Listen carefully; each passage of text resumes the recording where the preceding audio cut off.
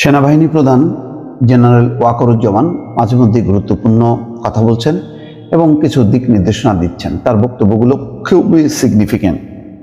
একটু যদি খেয়াল করেন তাহলে বুঝতে পারবেন যে সেনাবাহিনী প্রধান আসলে কি মিন করছেন, কি বলতে চাচ্ছেন।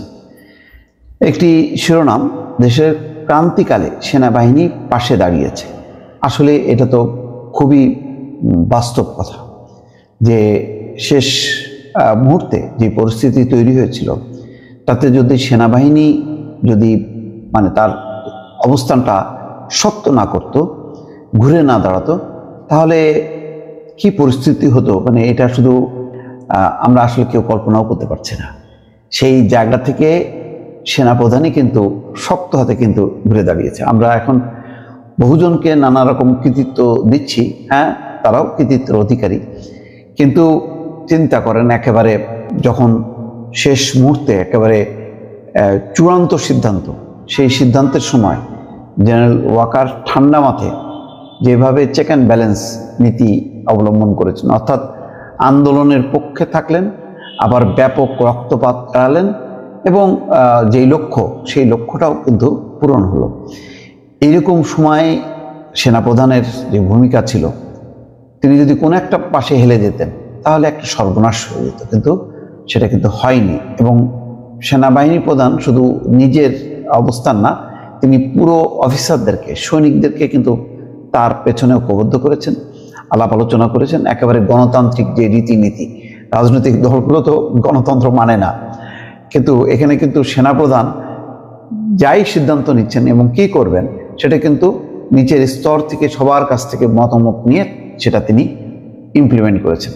তিনি কোনো মতামত চাপিয়ে দেননি, যার কারণে সেনাবাহিনী ঐক্যবদ্ধ ছিল, সেনাবাহিনী ঘুরে দাঁড়িয়েছে ঐক্যবদ্ধভাবে, দেশটা কিন্তু রক্ষা পেয়েছে।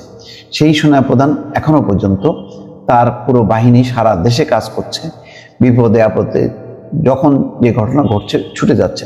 কিন্তু খেয়াল করবেন তারা কিন্তু খুবই আইন অনুযায়ী ঠান্ডা মাথায় কাজ করছে। এখনো পর্যন্ত এমন কোনো ঘটনা ঘটেনি যেটা সেনাবাহিনীর বিপক্ষে চলে গেছে। এই সবই সম্ভব হয়েছে সেনাবাহিনীর খুবই বিচক্ষণ নেতৃত্বের কারণে। সেনাপ্রধান এখন বলছেন দেশের ক্রান্তিকালে সেনাবাহিনী পাশে দাঁড়িয়েছে, সবাই মিলে কাজ করলে দেশের এই ক্রান্তি লগ্ন থেকে বের হওয়া যাবে। তার মানে একটা ট্রানজিশনাল পিরিয়ড কিন্তু চলছে, সেটা তিনি উল্লেখ করছেন। রবিবার ঢাকা সেনানিবাসের আর্মি মাল্টিপারপাস কমপ্লেক্সে বীর মুক্তিযোদ্ধা সেনা সদস্যদের সম্বর্ধনা এবং সেনাবাহিনীর শান্তিকালীন পদক অনুষ্ঠানে তিনি এই কথা বলেন। তিনি বলেন, দিন রাত সেনা সদস্যরা পরিশ্রম করে যাচ্ছে দেশের আইন শৃঙ্খলা রক্ষার কাজে। এখন পর্যন্ত শুধু 5ই আগস্টের ভূমিকা না, তার পরবর্তী ভূমিকা যদি সেনাবাহিনী না পালন করত, আপনি যে পুলিশের যে অবস্থা ছিল, যে দশা ছিল, পরিস্থিতিটা কোথায় দাঁড়াতো শুধু কল্পনা করেন। এইগুলি আমরা আসলে ভাবি না গভীরভাবে, কারণ সংকটটা আসলে আমরা ওইভাবে টের পাইনি, যেটা সেনাবাহিনী একেবারে বলতে গেলে তাদের জীবন দিয়ে তারা পাশে দাঁড়িয়েছে। এবং ইতিমধ্যে একটা তথ্য দেখেছেন, 123 জন কিন্তু সেনা সদস্য হতাহত হয়েছে, এর মধ্যে একজন ইতিমধ্যে মারাও গেছে। তিনি বলছেন, আমরা দেশ ও জাতি গঠনের বিভিন্ন কাজে নিয়োজিত আছি, বিশ্ব শান্তি রক্ষায় আমরা কাজ করে যাচ্ছি। সেনাপ্রধান বলেন, আমরা যেন দেশ জাতিকে একটা ভালো ও নিরাপদ জায়গায় নিয়ে যেতে পারি সেজন্য কাজ করে যাচ্ছি। দেশের যে পরিস্থিতি চলছে সেখান থেকে কিভাবে বেরিয়ে আসা যায় সেভাবে আমরা কাজ করছি। মুক্তিযোদ্ধাদের অবদানের কথা স্মরণ করে সেনাপ্রধান বলেন, মুক্তিযোদ্ধাদের জন্যই আজকের এই অবস্থা। দেশের শান্তি রক্ষায় দিনরাত আইন শৃঙ্খলা রক্ষার কাজে সেনাবাহিনী কাজ করে যাচ্ছে। এ সময় 2023-24 অর্থ বছরে শান্তিকালীন সময়ে বিভিন্ন গুরুত্বপূর্ণ কাজের স্বীকৃতি স্বরূপ 28 জন সেনা সদস্যকে পদক দিয়েছেন। যাই হোক, তিনি দেখেন যে এই কথাটি বলছেন যে আমরা যেন দেশ জাতিকে একটা ভালো ও নিরাপদ জায়গায় নিয়ে যেতে পারি সেই জন্য কাজ করে যাচ্ছি। স্টিল এখনো কাজ করে যাচ্ছে, যে কাজটা সিভিল প্রশাসন, পুলিশ প্রশাসন তাদের করার কথা, সেই কাজটা কিন্তু করে যাচ্ছে।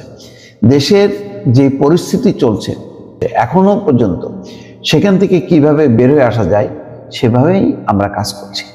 খুব সিগনিফিক্যান্ট কথা। মাথা ঠান্ডা করে চিন্তা করুন যে এইরকম একটি সময় গত 3 মাস ধরে সেনাবাহিনী কিন্তু একেবারে মানুষের পাশে পাশে আছে। তার মানে তারা দেশের শান্তি শৃঙ্খলা বা বলতে গেলে দেশ রক্ষার কাজে তারা নিবিড়ভাবে কাজ করছে। দর্শক ভালো থাকবেন। আল্লাহ হাফিজ।